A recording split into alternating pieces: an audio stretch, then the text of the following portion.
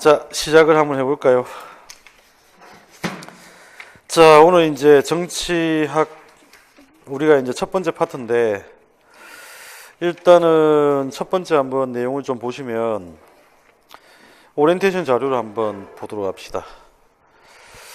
자, 정치 영역은 어떻게 출제가 되고 있는지 한번 살펴보는데, 정치의 개념과 본질에서는 일단 정치의 개념이 한번 출제가 된 적이 있습니다. 근데 이거는 사실 뭐, 출제가 돼도 크게 의미는 없어요. 그래서 일단은 정치의 개념은 나중에 한번 정리를 해야 되고요. 정치의 개념을 일단 의미를 좀 설명하면, 정치라고 하는 건 일반적으로 어떻게 정리가 되냐면, 정치의 의미의 이제 대표적인 사람이 누구냐면 이스턴이라는 사람이 정의를 한 겁니다. 우리나라 정치학은 미국 정치학 영향을 많이 받아서 실제로 미국의 정치학자들의 개념들을 많이 끌고 들어옵니다. 그래서 이스턴이라는 사람이 정치란 희소한 가치의 권위적 배분이다, 이런 표현을 씁니다. 그러니까 여기서 이제 우리가 기억을 좀 해야 될 건 딴 게 아니고요. 희소한 가치가 도대체 무엇을 이야기하는 것일까? 그 다음에 권위적으로 배분한다는 말은 무슨 말일까? 이걸 좀 이해를 하셔야 된다는 거예요. 그러면 이제 희소한 가치라고 하는 건 뭐죠? 우리가 국회의원이 되는 거, 고위공무원이 되는 거, 대통령이 되는 거, 이게 전부 다 뭐예요? 힘이죠, 힘. 그래서 소위 말하는 권력이라고 하는 것. 그 다음에 또 부자와 가난한 자, 돈이죠, 돈. 그러니까 희소한 가치는 또 재산. 또 우리 사회에서 잘난 척하고 사는 사람들이 누가 있습니까? 부자 말고. 그렇죠. 명예를 가지고 있는 사람들. 사회적 위신, 위치, 사회적 지위죠. 어찌나 꼴사나운지, 그죠? 그래서 이런 사람들이 이제 주로 보면 희소한 가치를 차지하고 있다는 이야기예요. 그러면 희소한 가치를 우리가 차지하고 있는데, 내가 부자를 봤는데 부자가 마음에 안 들어요. 저 사람이 이제 부자가 돈을 많이 벌었잖아요. 그럼 우리가 이제 사회에서 돈을 버는 거는 게임이자 규칙이죠. 그리고 그 게임과 규칙은 사회적으로 권력적으로 강제되고 있는 거예요. 만약에 강제가 안 되고 있다면 우리는 어떻게 하면 되냐면 부자한테 찾아가서 부자를 죽이고 뺏어오면 돼요. 그런데 우리가 게임의 규칙에 따라 희소한 가치를 배분을 받는 거기 때문에 뺏어올 수가 없단 말이에요. 그러니까 권위적 배분은 반드시 뭐가 충족이 되냐면 지배와 피지배라고 하는 이 권력관계, 이 권력관계를 전제로 한 이야기입니다. 국가가 결정했으면 국민들은 따라야 한다 라고 하는 거, 이게 바로 지배와 피지배 관계를 이야기하는 거잖아요. 국가가 결정했으면 국민이 따라야 한다. 그래서 여기서 이제 정치적 권력관계가 나오는 겁니다. 그래서 정치의 의미에서는 대단히 중요한 게 뭐냐면, 정치학이라고 하는 건 이걸 중심으로 보는 거다. 이게 핵심이다라고 하는 거. 이걸 좀 이해를 하셔야 됩니다. 그래서 우리가 이걸 뭐라 부르냐면 정치 권력이라고 부르는 거죠. 정치 권력. 그럼 이 정치 권력이라는 말은 뭘 줄임말이냐면 정치 권력 관계라고 하는 이 말을 줄임말이에요. 정치 권력 관계를 줄임말이다. 이렇게 이해를 하시면 됩니다. 그래서 우리가 정치 권력이라는 말을 이해를 할 때 사람을 대입시켜서 이해를 하셔야지, 정치 권력이라는 말에만 마치 이걸 물건처럼 이해를 하시면 정치 권력이 이해가 안 돼요. 그냥 정치 권력은 물건이 아닙니다. 아시겠나요? 사람과 사람의 관계를 전제로 한 이야기입니다.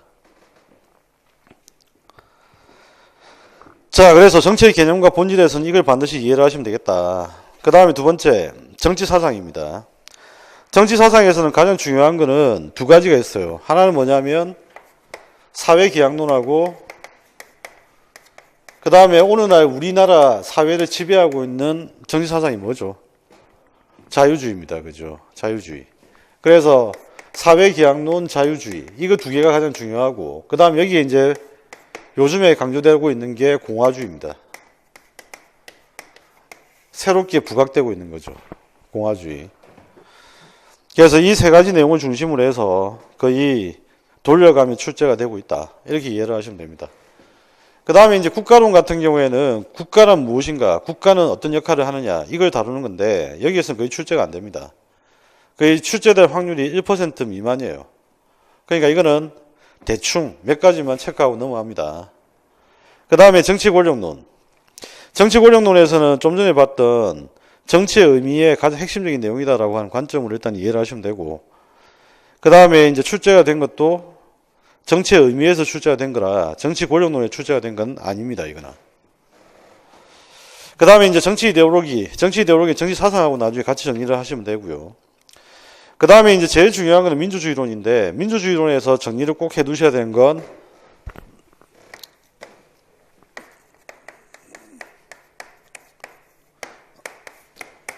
세 가지가 됩니다. 일단 첫 번째는 민주주의 원리를 일단 정확하게 정리를 해두셔야 되겠고, 그 다음에 이제 우리나라의 어떤 기본적인 민주주의는 지금 바로 기억을 좀 하세요. 대의제 민주주의가 민주주의의 가장 기본적인 형태다라고 하는 걸 기억을 하셔야 됩니다. 그런데 이 기본적 형태인 대의제 민주주의가 여러 가지 문제점이 있죠. 그래서 대의제 민주주의의 문제점을 극복하기 위한 극복 방안으로 몇 가지 이제 형태들이 등장하는데, 그 극복 방안에 해당되는 게 세 가지가 있어요. 바로 이제 첫 번째가 뭐냐면 우리가 그 유명한 참여민주주의, 그 다음에 이제 시민민주주의, 그 다음에 협의민주주의라고 하는 거. 이 세 가지 형태가 있다라고 하는 거. 이거 좀 기억을 하시고, 대의제 민주주의의 이제 미국적 형태가 있습니다. 이 미국적 형태가 바로 다원주의라고 하는 거예요.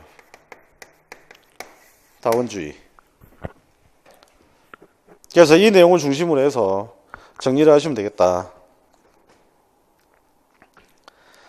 그 다음에 정치발전론이 나오는데, 정치발전론은 출제가 된 게 꽤 오래됐죠. 그래서 정치발전론에서는 일단 뭘 정리를 하시면 되냐면, 핵심적인 의미가 바로 그겁니다. 근대화가 정치 발전에 어떤 영향을 미쳤느냐. 그리고 근대화의 핵심적인 내용이 바로 뭐냐면 경제 발전입니다. 그래서 이 경제 발전이 정치 발전의 핵심적인 내용, 민주주의에 어떤 영향을 미쳤느냐. 요 내용을 잘 정리를 해 두시면 돼요. 아시겠나요? 핵심적인 내용이. 그래서 제가 아까 이제 교육론 할 때 말씀드렸죠. 사회학을 공부하시든 정치학을 공부하시든 이 근대화라고 하는 의미가 정말 중요하다. 이건 이제 모두 사회과학에서의 가장 중요한 대목이다라고 하는 거. 자, 그 다음에 이제 정치 발전의 과제입니다. 정치 발전의 과제인데, 정치 발전의 과제는 하나 메모를 하시면 어떤 의미를 담고 있냐면, 정치 제도의 발전, 이걸 이야기하는 겁니다. 정치가 발전하려면 정치 제도가 발전해야 돼요. 정치가 발전하기 위해서는 정치 제도가 발전해야 된다. 그래서 정치 제도의 발전에 관한 이야기, 이것이 바로 정치 발전의 과제입니다. 그러면 거기 보면 이제 정치 발전의 과제에 보면 정치 문화가 나오는데, 정치 문화는 거의 출제가 된 적이 없죠. 이거는 이제 교과서도 있지만은 제가 볼 때는 거의 출제될 가능성이 없어요, 거의. 그러면 이제 이 정치 발전은 어떤 내용을 정치 문화는 뭘 담고 있느냐. 정치 문화 한마디로 이야기하면 정치 태도, 정치 의식을 의미한다. 정치 문화란 정치 태도, 정치 의식을 이야기한다.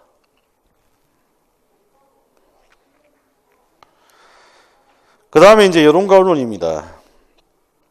우리가 요즘에 보면 가짜뉴스가 너무 심각하게 판을 칩니다. 아무리 봐도 좀 납득이 안 되는 것들이 너무 많아요. 예.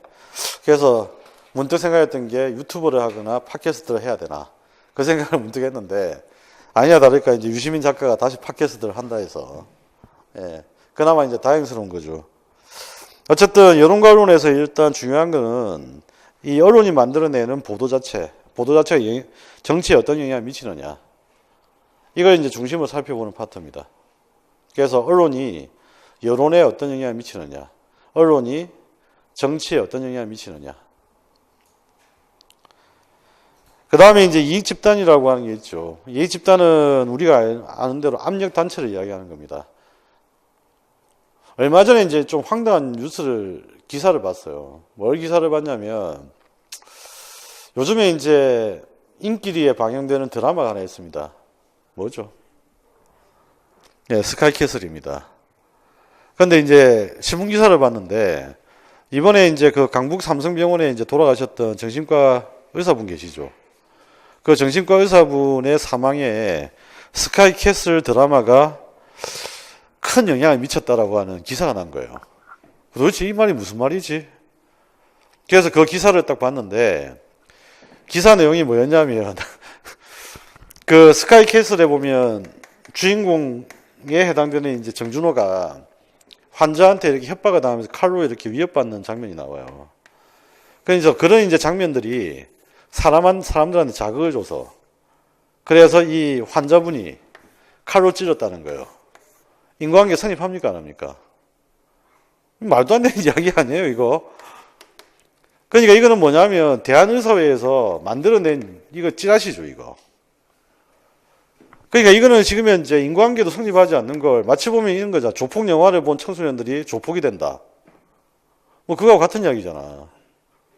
그러니까 이게 지금 나오는 건데 이게 바로 이제 대한의사회. 이게 대표적인 이익단체입니다. 그죠? 그래서 우리가 이제 이런 이익단체들이 실제적으로 정치적 결정에 영향력을 많이 행사한다. 일단 이 기본적인 명제를 좀 기억을 하셔야 돼요. 이익단체들이 정치적 의사결정에 영향력을 많이 행사한다. 요게 중요합니다.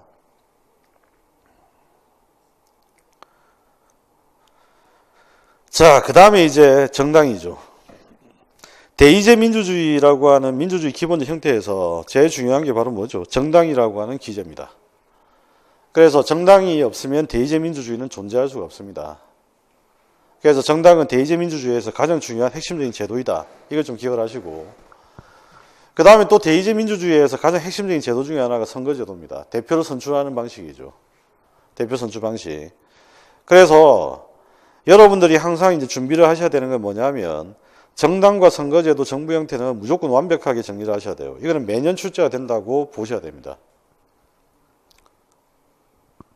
매년 거의 출제가 되는 파트다.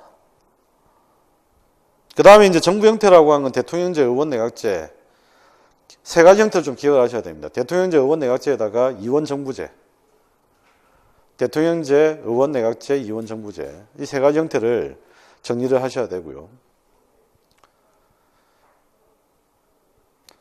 그 다음에 이제 통치구조라고 하는 게 나와 있죠. 통치구조. 통치구조라고 하는 것은 입법부, 사법부, 행정부를 이야기하는 겁니다.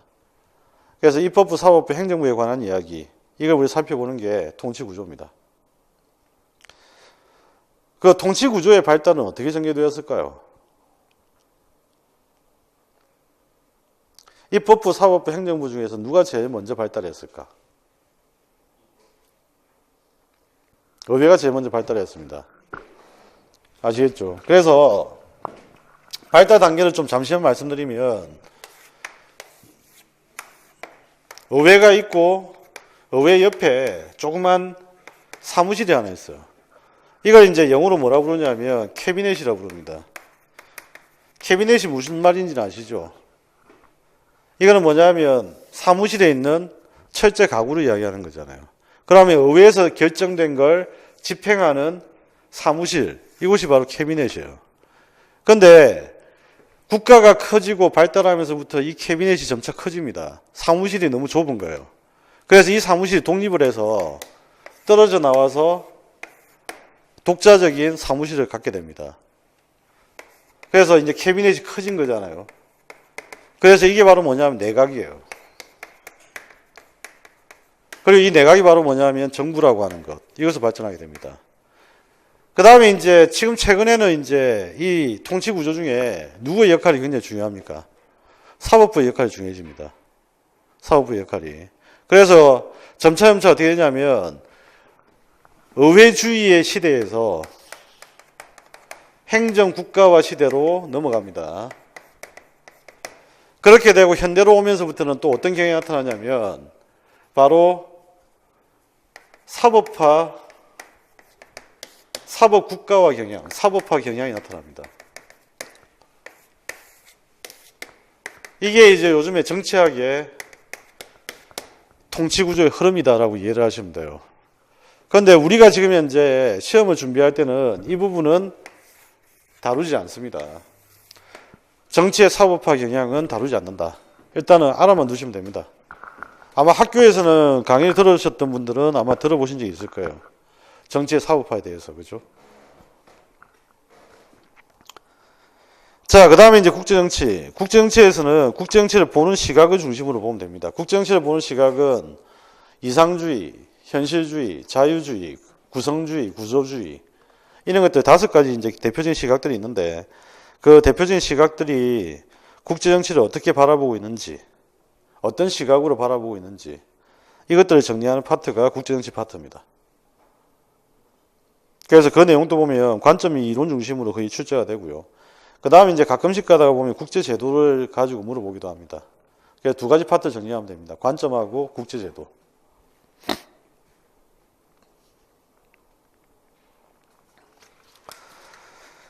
자, 이렇게 정리를 하시면 되겠고요.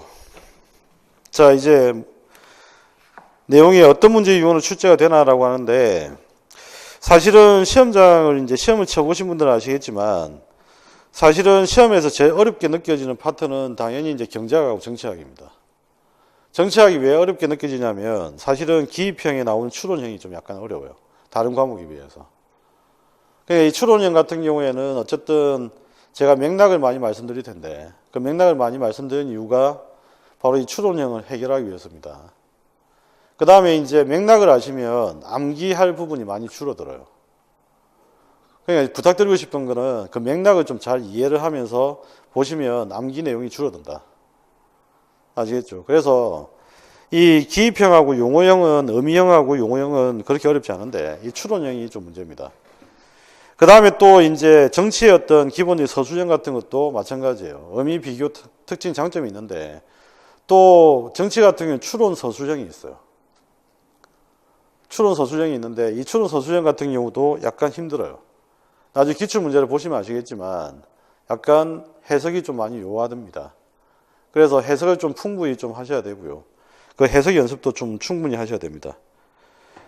자, 그 다음에 이제 기본 이론 정립한 교재, 참고 교재를 좀 말씀드렸는데, 일단은 점법 교재는 다른 교재도 뭐 물론 자랑할 만한 교재이긴 하지만, 이 정치 교재 같은 경우는 특히나 사실은 굉장히 좀 제가 만든 거지만 잘 만든 책이에요. 왜냐하면 학교에 이제 행정고시 준비하는 제자 녀석도 행정고시 준비할 때 이 책으로 공부를 했거든요. 2차 준비할 때. 왜냐하면 그 행정고시 준비하는 친구들이 정리된 그 단권화 교재보다 이 교재가 더 정리가 잘 되어 있다고 하더라고요.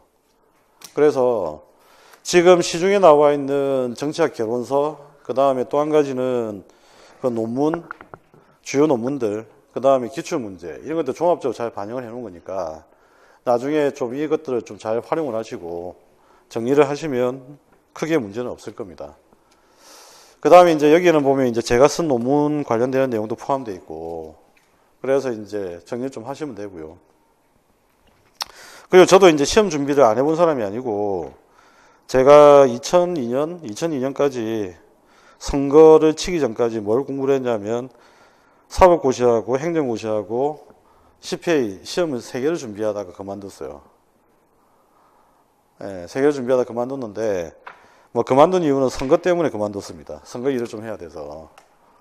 그래서 이제 공부를 제가 해본 경험도 있고, 그 다음에 이 부분은 공부를 어떻게 해야 되는지, 그래서 시험과 관련되는 부분들은 어쨌든 충분히 고려해서 이제 내용들을 정리한 거기 때문에, 예, 그래서 일단은 제가 공부했던 방법들, 그 다음에 이런 것들을 다 계속 말씀을 드리는 거거든요.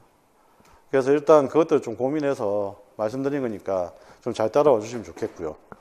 그 다음에 이제 또 한 가지 이제 말씀드리고 싶은 건, 제가 이제 강의를 처음 시작했던 게 2004년도부터인가 아마 임용 강의 시작했을 거예요. 원래는 이제 저기 어디야, 신림동 저쪽에 가서 정치 강의를 좀 하려고 하다가 아무래도 좀 성격이 별로 안 맞아서, 그러다가 이제 우연히 그냥 강의를 하려고 시작했던 건 아니었는데, 그냥 장난처럼 비슷하게 이렇게 오디오 파일로만 이렇게 강의를 띄우다가 임용 강의를 하기 시작한 거거든요.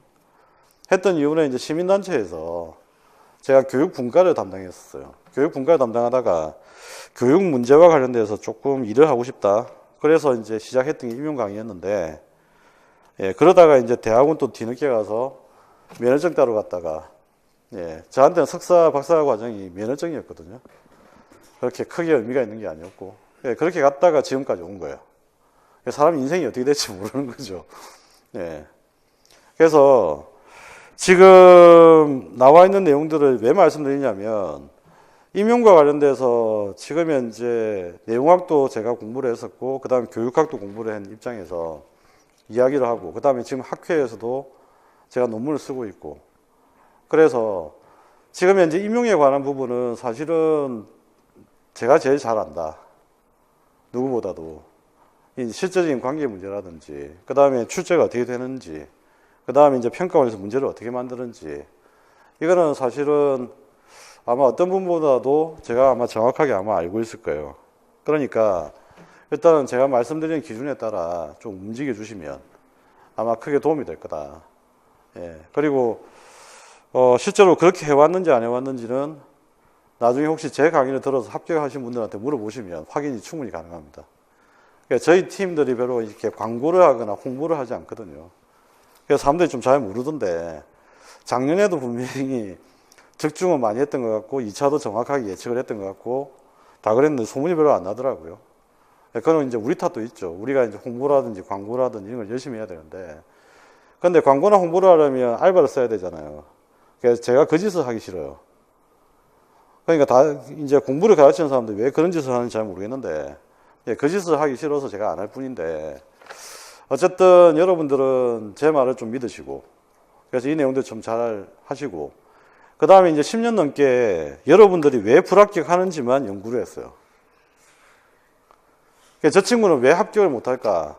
왜냐하면 제 강의를 들었던 친구들이 합격을 못하면 마음이 불편해요. 꼭 마치 보면 제가 강의를 잘못해서 지금 현재 불합격을 시킨 것 같고, 그래서 그 다음 이후로부터 해서 이제 학생들이 만약 불합격을 했다면 제가 그때부터 분석을 하기 시작을 했어요. 왜 지금 합격을 못할까? 어떤 부분이 잘 안 될까? 어떤 부분을 공부를 할 때 잘 안 하고 있을까? 그래서 그런 부분들을 매년 이렇게 고민을 하거든요. 매년 고민을 하고, 아마 이제 작년 강의를 들으셨던 분들도 아실 텐데, 지금 기본 강의가 작년 강의하고 또 틀려요. 그래서 제 강의 같은 경우에는 1, 2월달, 3, 4월달, 5, 6월달 다 틀려요. 똑같은 강의를 녹음기처럼 이렇게 반복한 적이 거의 없어요. 왜냐하면 1, 2월 달에 하고 나서 그 다음 강의를 똑같은 책을 가지고 강의를 해도 제가 지금 이제 좀 더 생각해야 하고 정리된 부분들이 또 발견되면 또 강의가 고쳐져요. 그러니까 이거는 이제 계속 고민을 계속 한다는 이야기거든요. 그래서 일단은 여러분들이 고민하고 있는 것, 공부 방법이 안 되는 것, 그거 언제든지 질문하세요. 그리고 분야도 가리지 않고 질문하셔도 돼요. 뭐 교육학 질문을 하든 어떤 과목을 질문하든 거기에 대한 답변은 언제든 준비가 돼 있고, 그 다음에 예전에 이제 강의 들었던 친구들의 저한테 지어준 별명이 뭐였냐면 주쿠박스였어요. 그러니까 질문 이렇게 찌르면 답이 바로 나온다고 해서. 그러니까 내용 분야 관계없이 공부하시다가 힘드시거나 아니면 어떤 부분이 이해가 잘 안 되면 가져와서 언제든 질문하세요. 이 부분은 어떻게 이해를 해야 되는지. 아시겠죠? 그리고 이해를 하고 공부하는 것과 이해를 안 하고 공부하는 건 엄청난 차이가 있습니다. 왜냐하면 이해를 안 하고 공부를 하면 공부가 노동이 돼요. 그리고 이제 공부량이 줄어들지 않아요. 왜냐하면 모든 걸 다 외워야 되니까. 그런데 이해를 하고 공부를 하게 되면 암기량이 일단 반으로 줄어들게 돼 있어요. 왜냐하면 너무 당연하거든요. 당연한 걸 왜 외워요? 외울 필요가 없지. 그래서 그런 점들을 충분히 좀 감안하셔가지고 공부를 하실 때 저를 좀 많이 활용을 하시고 질문도 많이 하시고, 예, 그렇게 충분히 하시기 바랍니다. 특히 정치 같은 경우는 정치학자들이 논문 쓰는 스타일이 뭐냐면, 제가 정치학자들 논문 쓰는 거 보면 제일 마음에 안 드는 게, 어떤 사람은 이렇게 논문을 쓰는 사람도 있어요. 본인은, 나는, 자기가 그렇게 생각한다고 해서 논문에 자기는 이렇게 표현하는 경우는 잘 없거든요. 근데 정치학자들은 그렇게 논문을 또 쓰기도 해요. 그만큼 정치학자들은 약간 보면 자의적으로 이렇게 글을 써요. 그리고 표현도 굉장히 좀 형이 이상학적으로 씁니다. 별것도 아닌 내용을. 예. 아까 이거 지금 현재 희소한 가치의 고의적 배분이잖아요. 그럼 이거 쉬운 말로 이야기하면 그냥 뿜빠예요. 맞잖아. 이거 뿜빠이 한다는 이야기잖아. 제도적으로. 이걸 뭘 이렇게 거창하게 어렵게 표현해. 그러니까 이런 이제 해석들이 필요한 부분이라서 일단은 이제 그런 부분들은 정치는 좀 신경을 많이 쓰시고 내용들은 그렇게 정리를 좀 하시기 바란다. 자, 이제 뭘 보실 거냐면 참고 교재에 보면 지금 온라인에 올라와 있는 개론서 강의가 하나 있습니다. 헤이우드 정치학을 좀 할까 하다가 현대 정치 과정의 동학을 작년에 좀 특강을 하려고 하다가 안 했는데 일단은 서울대 정치학이 이해는 가장 오래된 고전적 기본서라고 하는데 제가 보기에는 이거는 운명을 다 했어요, 거의.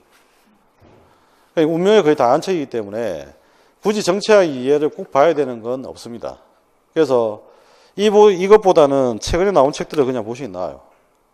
최근에 이제 시험에서 좀 약간 많이 활용되는 책은 제가 볼 때는 진영재 선생 정치학 총론책이 좀 많이 활용이 되는 편입니다. 근데 이게 이제 온라인에서 완강이 돼서 올려져 있거든요.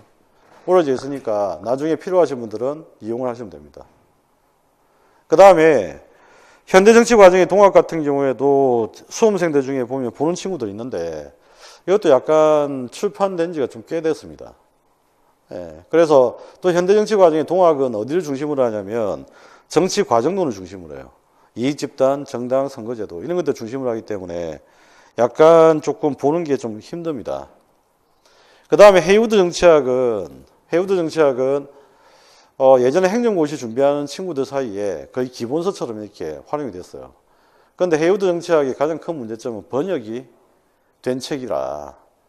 그런데 그 번역은 실제로 저자가 번역을 다 한 게 아니거든요. 원래 항상 그렇죠. 대학원생들이 있잖아요. 같이 이제 공부하는 대학원생들이.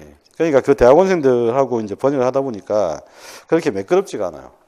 그래서 그렇게 썩 추천할 만한 책들은 아닙니다. 그래서 시중에 지금 나와 있는 책들하고 개론서, 논문 이런 내용들을 많이 순화시켜서 만든 책이 지금 전법책이에요.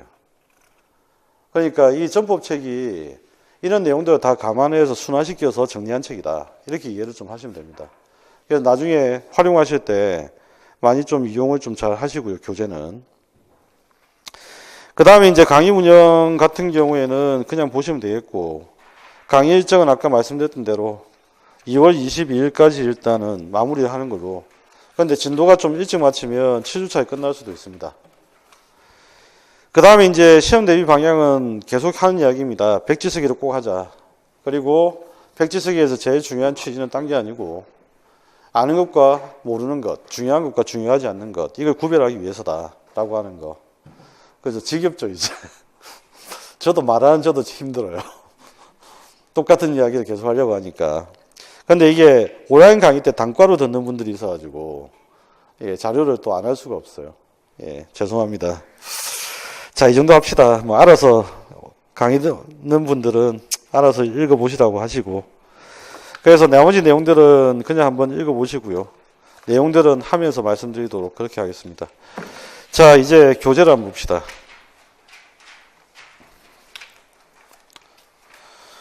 자, 교재의 내용은 일반 개론서 책들하고는 좀 다른 목차로 구성을 해놨습니다. 저 같은 경우에는 일단은 논리적인 흐름이 안 맞으면 항상 좋은 글이라고 생각을 하지 않아요. 그래서 어떤 논리적 흐름을 가지고 일단 만든 목차이기 때문에 그 흐름을 좀 이해하는 과정에서 목차들을 한번 정리해 보도록 그렇게 합시다. 자, 일단 정치의 개념에서 정치의 의미라고 하는 것.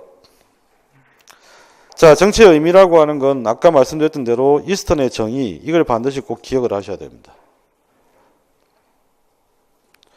그러면 이제 정치의 의미가 무엇인지 우리가 살펴봤잖아요. 그러면 이제 두 번째로 우리가 봐야 될 게 정치의 그럼 특징은 뭐냐? 이게 바로 정치의 본질입니다. 근데 아까 우리가 기억나시나요? 교육론 시간에 본질 이야기 나왔을 때 특성, 속성, 그 다음에 기능의 의미를 가지고 있잖아요. 그럼 정치의 본질이라고 하는 것은 옆에다 한번 적어 보시죠. 여기서 이해해야 될 거는 정치는 무엇을 추구하느냐? 정치는 무엇을 추구하느냐? 권력을 추구할 수도 있고 정의를 추구할 수도 있잖아요. 그럼 이 권력을 추구하는 걸 우리가 뭐라고 부르냐면 현실주의라고 해요. 정의를 추구하는 정치를 이상주의라고 이야기를 해요.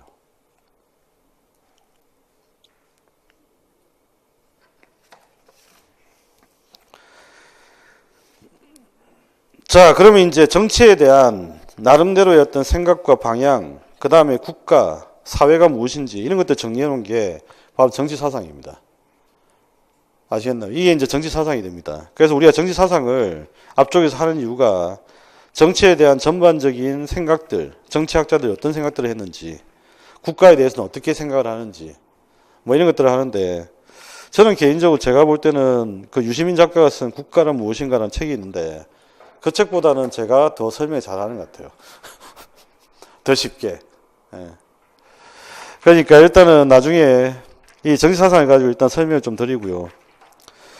그 다음에 이제 정치사상의 흐름을 보시면 고대 그리스 정치사상이 나오잖아요. 고대 그리스 정치사상의 가장 핵심은 딴 게 아닙니다. 몇 가지만 이제 적어 보시면 일단은 공화주의, 그 다음에 법치주의,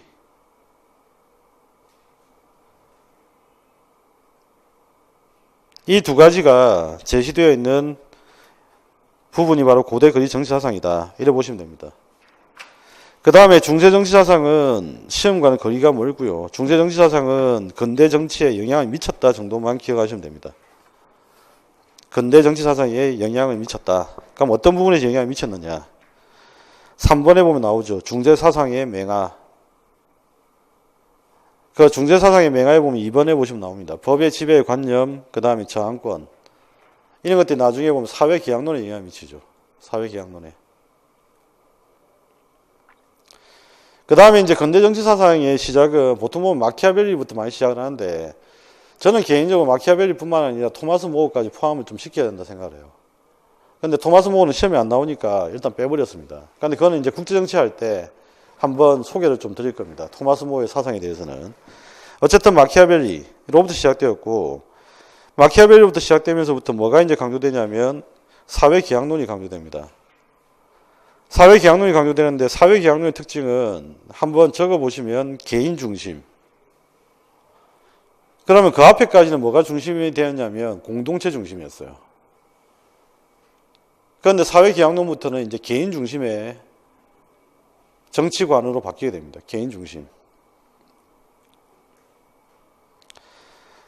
자, 그래서 사회계약론에서는 무엇을 설명하냐면 바로 국가와 개인의 관계 설정입니다. 사회계약론의 핵심은 딴 게 아니고요. 국가와 개인의 관계 설정입니다. 그래서 국가가 등장한 시기도 이때죠. 국가가. 본격적으로 국가라고 하는 게 정리가 되는 시기도 이때부터다. 국가와 개인의 관계. 이걸 설정하는 거다. 그럼 그전에는 개인은 없었느냐? 없었죠. 예, 거의 국가의 중심으로 생각을 했던 겁니다. 공동체 중심으로. 그 다음에 이제 홉스하고 로크, 루소라고 하는 사람이 사회계약론자의 대표적입니다. 그런데 홉스하고 로크는 같이 묶을 수 있는데 루소는 홉스, 로크, 루소하고 같이 묶을 수가 없어요. 이유는 나중에 이제 설명이 됩니다. 그래서 루소는 다른 쪽 방향으로 가게 됩니다. 자, 이 홉스하고 로크의 영향을 받아서 전 세계의 주류적 사상이 됐던 게 바로 자유주의입니다. 자유주의. 자유주의. 자, 자유주의 흐름은 고전적 자유주의부터 시작해서 그 다음에 공리주의를 거쳐 그 다음에 자유주의에 대해서 비판을 하는 입장, 고전적 신자유주의로 흘러갑니다. 이 고전적 신자유주의가 다른 말로는 비판적 자유주의입니다. 비판적 자유주의. 자유주의에 대한 반성을 했다는 이야기거든요. 자유주의가 사회적으로 지배를 하다 보니 갑과 을의 관계가 생기고 자본주의 모순이 생기고 문제점이 많이 등장하더라. 그래서 비판하는 입장, 이게 바로 고전적 신자유주의입니다. 그 다음에 이제 현대의 자유주의가 나오는데 현대의 자유주의에 보면 대표적인 게 딴 게 아니고요. 3번이죠. 신자유주의. 우리가 이제 많이 들어봤잖아요. 신자유주의. 그런데 위에 이제 고전적 신자유주의하고 3번 이 신자유주의에 그 영어명을 한번 확인하시면 고전적 신자유주의는 대문자입니다. 그죠? 네오. 그런데 그냥 신자유주의는 소문자죠. 그래서 이거를 일단 구별할 수밖에 없다. 그런데 표현이 일단 다르다라고 하는 거 좀 이해를 하시면 되겠고. 그 다음에 이제 시험에 대비하기 위해서 반드시 알아둬야 할 게 롤즈에 대한 이야기입니다. 롤즈.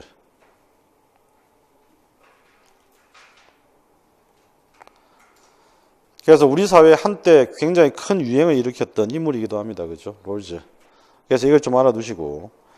그 다음에 이제 2008년, 2009년부터 시작을 해서 본격적으로 우리 사회에 재조명되기 시작했던 게 공화주의입니다. 그 전까지 우리는 공화주의에 대해서 잘못 이해를 하고 있었다.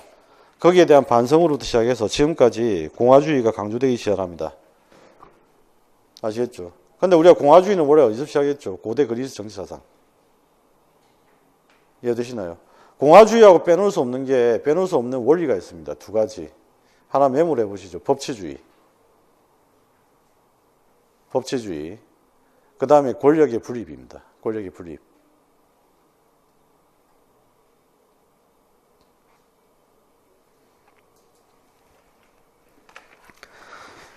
자, 그 다음에 이제 지금 현재 학자들 사이에 혼돈스러워하는 게 공동체주의와 공화주의를 구별하는 문제를 혼돈스러워하는데 지금 현재는 공동체주의와 공화주의를 구별하는 입장이에요.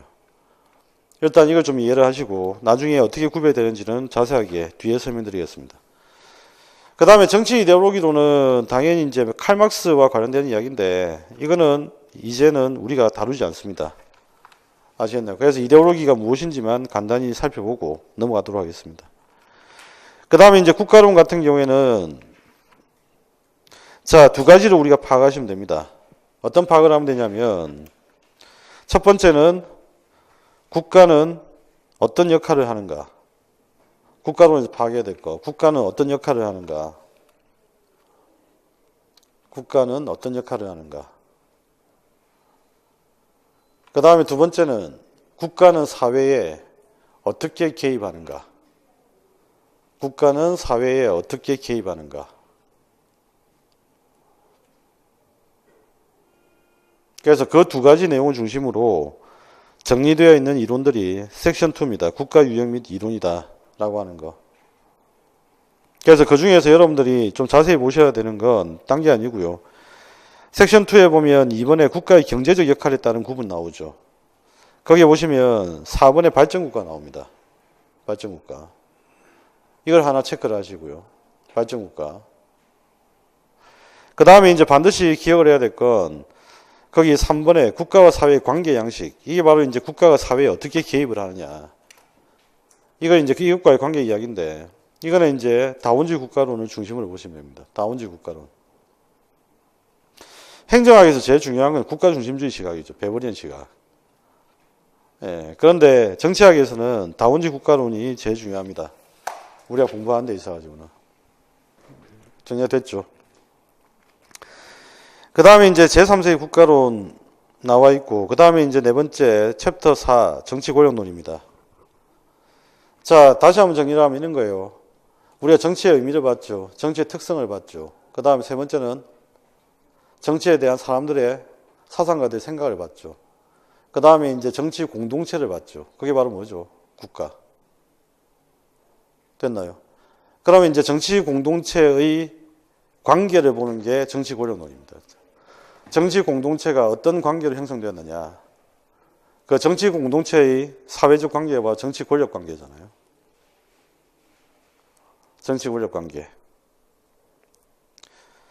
그럼 이제 정치 권력론에서 이제 주목을 해야 될 건 딴 거 아닙니다. 이 정치 권력 관계가 민주적으로 형성되어 있느냐, 비민주적으로 형성되어 있느냐, 이게 핵심이에요. 정치 권력 관계가 민주적으로 형성되어 있느냐, 비민주적으로 형성되어 있느냐, 이걸 좀 고상한 표현으로 하면 안 해도 될 것 같은데 우리가 좀 고상을 한번 떨어봅시다. 고상을 떨면 이게 바로 사회의 구성체 논쟁이에요. 이걸 사회의 구성체 논쟁이라고 합니다.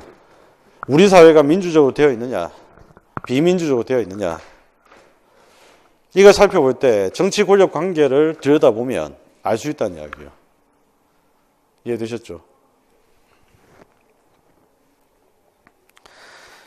자, 그래서 정치 권력론에서는 일단은 섹션 1에서는 알아두셔야 되는 게 2번 정치 권력의 자기 운동과 특징은 반드시 알아두셔야 되겠고, 그 다음에 정치 권력이 지배하는 수단이 있겠죠. 정치 권력은 어떻게 사람들을 지배합니까? 일단은 꼬시기도 합니다. 말로 꼬시겠죠. 그 다음에 말로 꼬셨는데 안 들으면 어떻게 하죠? 때립니다. 아시겠나요? 근데 대표적인 방법은 뭐냐면 상징 조작이에요.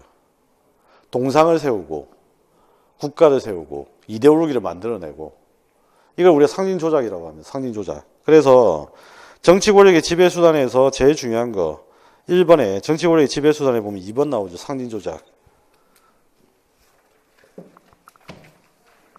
그래서 상징 조작을 통해서 정치 권력은 정당성을 모색하려고 합니다. 그래서 내가 정치 권력자가 되는 게 정당하다는 이야기예요. 내가 대통령이 되는 건 너무 당연하다는 이야기예요. 대통령이 딸이니까. 네, 뭐 그런 거죠. 그게 정치 권력의 정당성 문제. 그 다음 섹션 3에 보면 이제 정치 권력 논쟁이 나옵니다. 그죠? 정치 권력 논쟁. 정치 권력의 논쟁이 바로 사회 구성체 논쟁이에요. 자, 우리가 살고 있는 사회가 민주적이냐, 비민주적이냐. 그 이야기예요.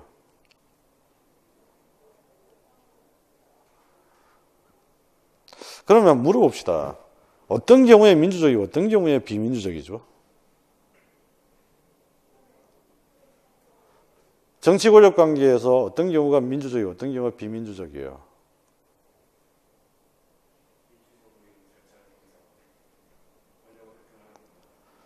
그런데 히틀러도 민주 절차에 따라서 했잖아. 그럼 히틀러의 체제는 민주적 체제인가?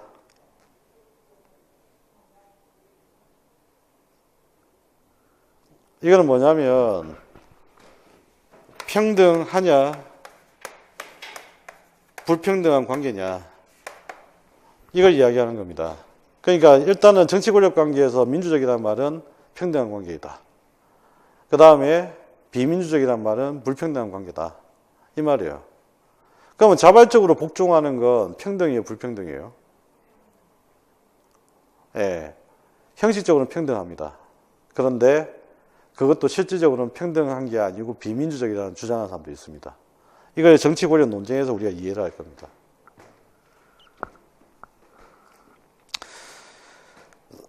삼성 장학금 어떻게 생각하세요? 삼성 장학금 좋다고 생각하세요? 나쁘다고 생각하세요?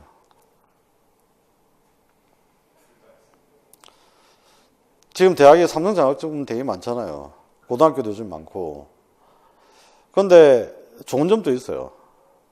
근데 나쁜 점도 충분히 있습니다. 뭐냐면 삼성 장학금을 이제 받은 사람들 같은 경우에는 삼성에 대해서 이제 비판적이지 않다. 무비판적으로 봐야 되게 되면 삼성이 하는 일은 전부 다 좋다고 생각하는 거지. 그럼 이건 어떻게 된 거죠? 내가 의식을 지배당하는 거예요. 그러니까 자발적으로 복종을 했는데 의식을 지배당한 상태에 자발적으로 복종하면 평등합니까? 불평등합니까? 불평등하죠.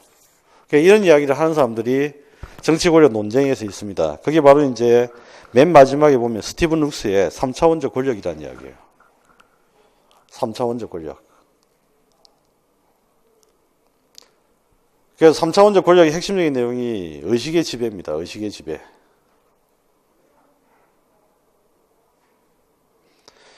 그 다음에 신통치의 일트 권력론에는 뭐라고 적어 두시냐면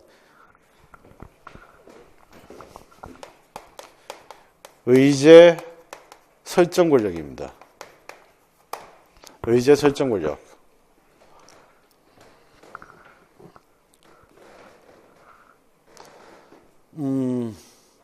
요즘에는 이제 성희롱과 성폭력 문제가 사회적으로 많이 대두가 됩니다. 근데 예전에 예를 들면 이런 거예요.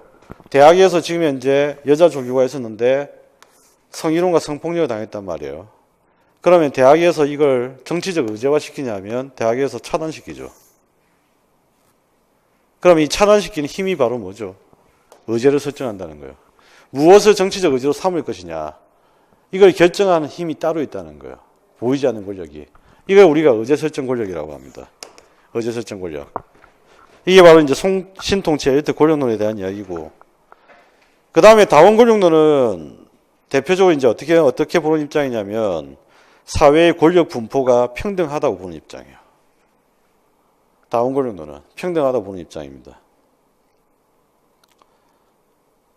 그 다음에 권력의 엘리트론은, 이번에 있는 권력의 엘리트론은 불평등하다는 입장이에요. 불평등하다.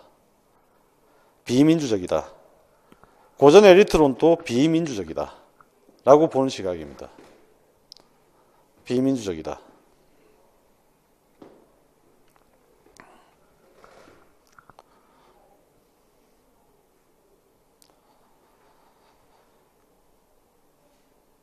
자, 그러면 이제 우리 사회, 우리가 살고 있는 국가 공동체를 봤고, 국가라는 공동체의 권력 관계가 무엇인지를 살펴봤고, 그러면 이제 그 다음에 우리가 볼 내용이 뭐냐면, 이 권력 관계를 규율하는 지도 원리가 있을 거 아니에요. 지도 원리. 그죠. 국가 공동체의 정치적 원리. 이게 바로 민주주의라는 거예요. 이게 이제 보편적으로 우리가 인정하는 겁니다. 민주주의. 그래서 우리가 챕터 5장에서 민주주의를 보는 겁니다. 민주주의.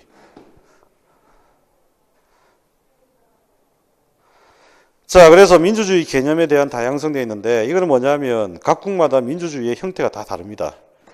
전부 다 민주주의라고 하는데 국가마다 민주주의가 다 다르죠. 저기 북한도 민주주의라고 하잖아요. 무슨 말인지 아시겠죠? 그래서 민주주의 개념이 다양하다. 그런데 보편적 의미가 무엇인지를 우리가 찾겠다. 그래서 민주주의 개념의 다양성에서는 민주주의의 보편적 의미를 한번 찾아보는 겁니다. 민주주의의 보편적 의미가 무엇인지 이거 찾아보는 내용이다.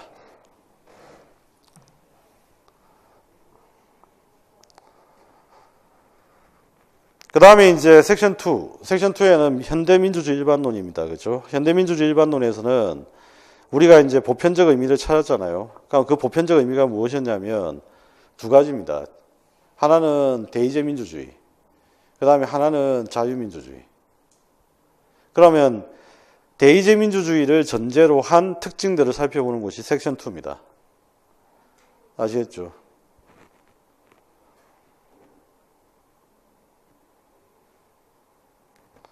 그래서 1번에 민주주의 정치체제라고 나와 있잖아요. 그죠? 그 민주주의 정치체제 밑에다가 적어 두시면 됩니다. 바로 자유민주주의, 대의제 민주주의. 민주주의 정치체제가 의미하는 바가 뭐냐? 자유민주주의, 대의제 민주주의. 이걸 이제 보편적인 민주주의로 본다는 거예요. 일단 이 가정하에서 우리는 정리를 해 나갑니다. 자, 그러면 우리가 알고 있는 대의제 민주주의나 자유민주주의의 어떤 이념은 무엇일까? 인간의 존엄성과 자유와 평등이다. 그 말이고. 그 다음에 이런 어떤 대의제 민주주의와 자유민주주의의 원리가 무엇이 있을까? 바로 국민주권의 원리, 대의제 권력 분립 원리인데 이건 우리가 법 시간에 한번 했죠. 다시 한번 해볼까요? 주권은 누구에게 있다고요? 국민에게. 국민이 직접 정치를 못하니까 누가 필요하죠? 대표가 필요합니다. 대표에게 모든 권력을 집중시키면 안 되겠죠. 그러면 뭐죠? 권력 분립의 원리가 필요하죠. 그 다음에 권력이 작동할 때는 어떤 원칙에 따라야 된다고요? 그렇죠. 법에 따라야 되겠죠. 법치주의 원리. 자, 이게 바로 민주주의 기본 원리다. 그 이야기입니다. 자, 그 다음에 이제 민주주의 전개는 민주주의의 역사적 발전 과정을 한번 보는 겁니다. 민주주의 역사적 발전 과정. 우리가 봤던 대의제 민주주의와 자유민주주의가 어떤 경로를 거쳐서 발전했느냐. 그래서 우리가 확인했던 대의제 민주주의와 자유민주주의가 어떤 경로를 통해서 발전했느냐. 이걸 살펴보는 게 섹션 3입니다. 이거는 간단히 정리하고 넘어가면 됩니다. 당연히 기원은 뭐죠? 아테네 민주주의가 기원입니다. 아테네 민주주의가 기원이다. 자, 그 다음에 섹션 4. 이 부분이 굉장히 중요한 부분입니다. 특히 어떤 부분 잘 봐두셔야 되냐면 3번. 대의제 민주주의의 문제점을 정확하게 이해를 하고 정리를 해 두셔야 됩니다. 자, 우리가 보편적 가치로 받아들이고 있는 자유민주주의와 대의제 민주주의가 여러 가지 문제점 한계를 드러내고 있습니다. 그죠? 그래서 이 한계에 대한 극복을 위한 방안들이 나름대로 모색이 되고 있는데 첫 번째, 그게 이제 그 내용들이 어디에 있냐면 섹션 5에 나옵니다. 다양한 현대민주주의. 첫 번째가 다원주의죠. 다원주의 옆에다 하나 적어 두시죠. 미국식 민주주의. 미국식 민주주의. 그 다음에 두 번째 적어 두실 건 집단 중심의 민주주의. 집단 중심의 민주주의.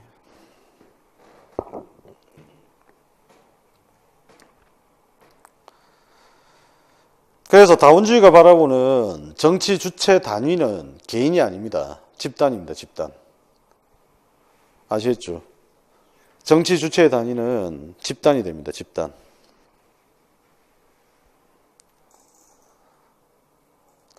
그래서 여러분들 하나 기억을 해 두셔야 되는 건 우리가 이제 정치학에 많은 내용은 사실은 정치사예요. 역사적 내용들입니다.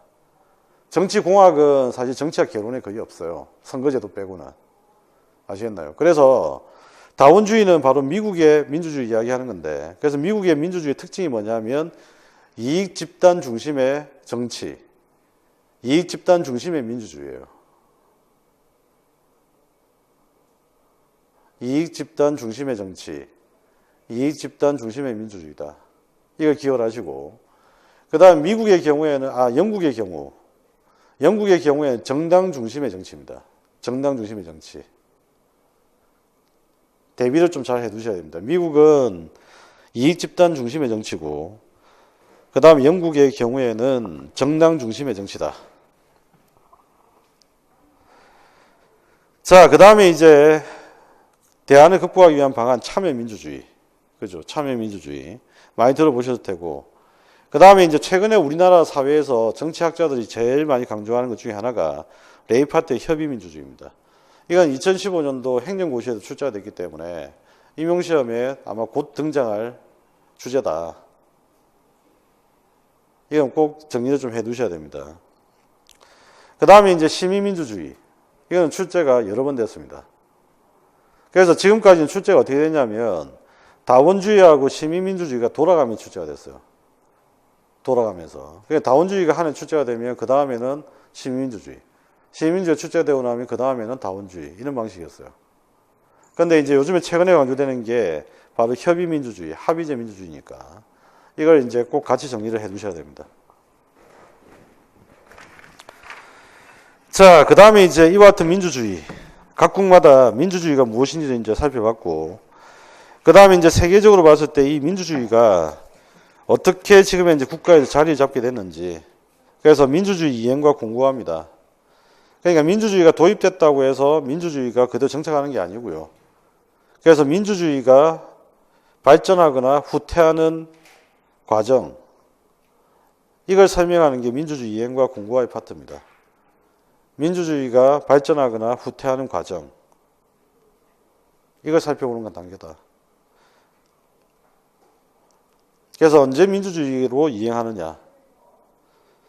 섹션 2에서는 우리가 알아둬야 될 게 딴 게 아니고요. 언제 민주주의로 이행하느냐. 어떤 원인으로 민주주의로 이행하느냐.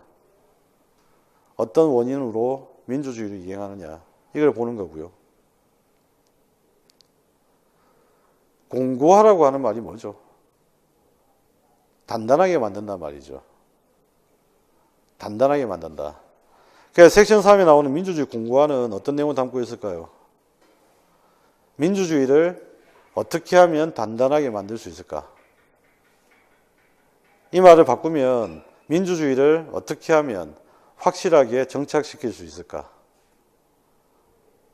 민주주의를 어떻게 하면 확실하게 정착시킬 수 있을까? 이런 내용들을 정리하고 있는 게 민주주의 공고화다.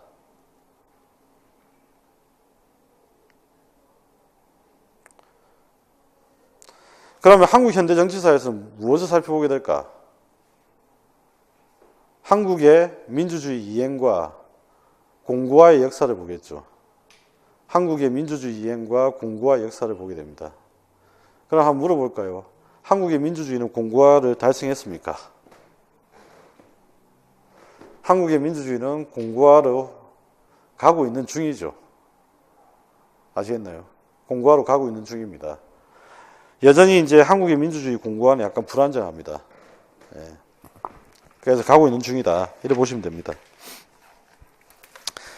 자, 이렇게 해서 이제 민주주의에 대한 이야기 끝났습니다. 그러면 우리의 정치의 이제 과제가 바로 아까 정치의 지도 원리가 민주주의라고 했습니다. 그럼 당연히 정치 발전의 핵심적인 내용은 뭐죠? 민주주의 핵심적인 내용은 뭐죠? 우리의 과제는 뭐가 되겠어요? 민주주의를 발전시키는 겁니다. 그러니까 정치 발전의 핵심적인 내용이 민주주의의 발전이에요. 이해가 되시나요? 정치 발전의 핵심적인 내용이 민주주의의 발전이다. 섹션 1에서 정치발전론은 정치발전의 의미를 살펴보는데 정치발전의 의미의 가장 핵심은 민주주의 발전입니다. 자, 여기서 이제 여러분들이 민주주의가 무엇인지 나름대로 개념 정의를 좀 해야 됩니다. 일단은 구체적인 내용은 다 필요 없고요. 민주주의를 어떤 이념이나 가치로 이해를 하십니까? 아니면 민주주의를 제도나 절차로 이해를 하십니까? 어떻게 이해를 하고 계시나요? 예. 우리가 이제 옛날에 민중가요에 보면 타는 목마름으로라고 하는 노래가 있거든요. 민중가요에. 그 고 김지아 시인, 고 김지아는 아니고 김지아 시인의 이제 그 시에다가 노래를 붙인 건데 그 타는 목마름으로라고 하는 노래에 보면 민주주의가 이념과 가치처럼 되어 있어요. 그런데 그건 민중가요일 뿐이고 실제적으로 정치를 이해할 때 여러분들은 민주주의를 이렇게 이해를 해야 됩니다.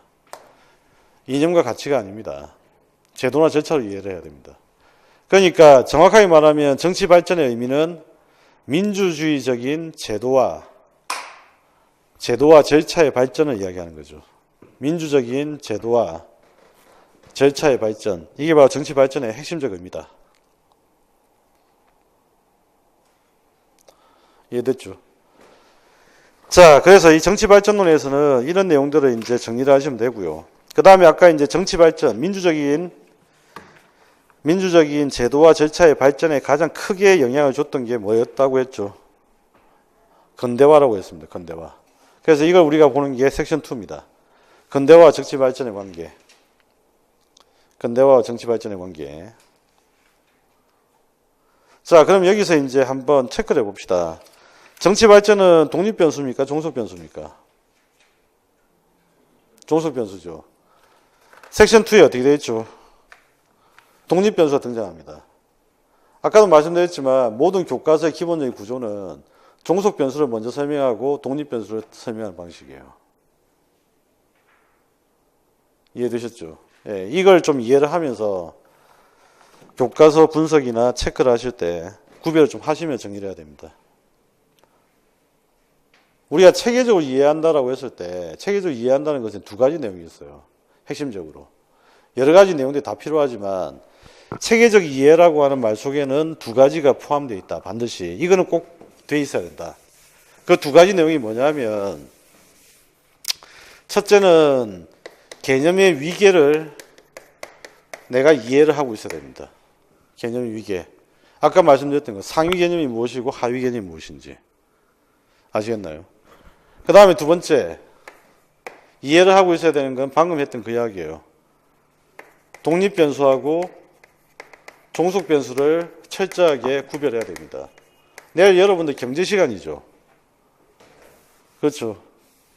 그런데 경제학은 특히나 이걸 정확하게 체계적으로 정리가 안 돼 있으면 머릿속에 안 돼 있으면 이게 계속 혼란스럽게 돼요.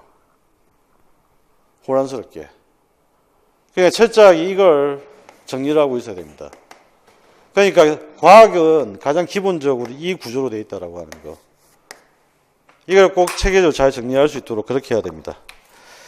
자, 잠도 깰 겸 잠 쉬었다가 계속하도록 합시다.